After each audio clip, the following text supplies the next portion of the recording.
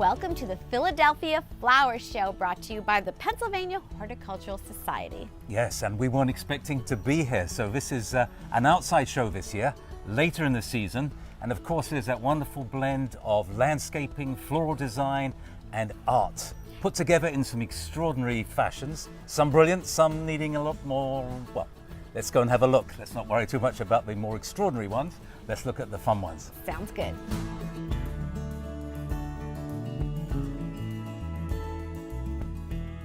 Now, whenever you visit the Philly Flower Show, the front entrance display is always really quite symbolic, and the same is going on here, even though the show's outdoors. We're here at the FDR Park, just in the south part of Philadelphia, right next to the sports stadiums. This park was actually designed by the Olmsted Company. Now, if you know your gardening history, Olmsted was a historic company that designed many of the grand parks in America, whether it was Central Park in New York or even our dear old Nyack Park in Scranton.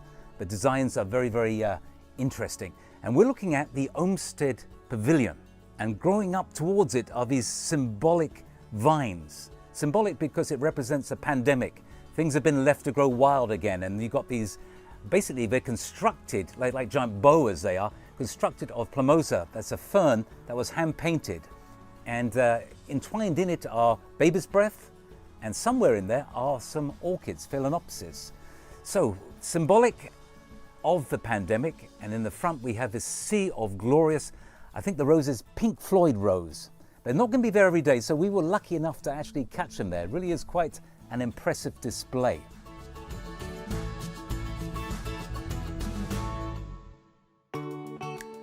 As you leave the main entrance display, you come upon this beautiful, wild, natural home.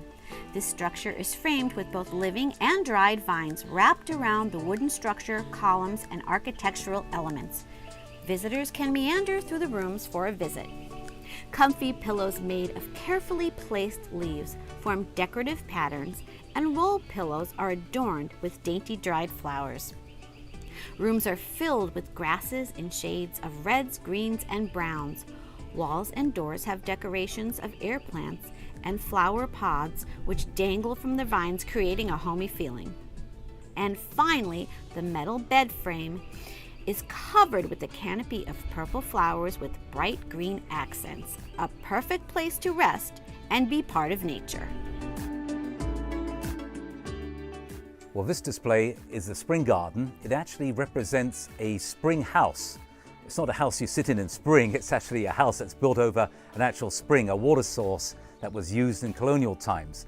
The house was there to protect the quality of the water. It created a little stream from it all, and the habitat, the garden they've created around it, has lots of native plants that will grow in such a setting. Now, what habitat wouldn't be complete without a few bird houses around? And these classically designed ones really do add to that colonial feel. One of the great flowering shrubs in Pennsylvania is the wood hydrangea, and of course there are a few tucked away here. And of course there are plenty of colourful coral bells around the garden as well. And I even spot a little twisty white flower in there. That's an Itea, Henry's garnet, native plant that will grow in wet soil. And those lovely little pink poppies, they're actually evening primroses, and it's a plant that will spread quite happily up and fill in the foreground. And of course, a little clematis climbing up the post gives you a little bit of vertical accent to this wonderful small garden.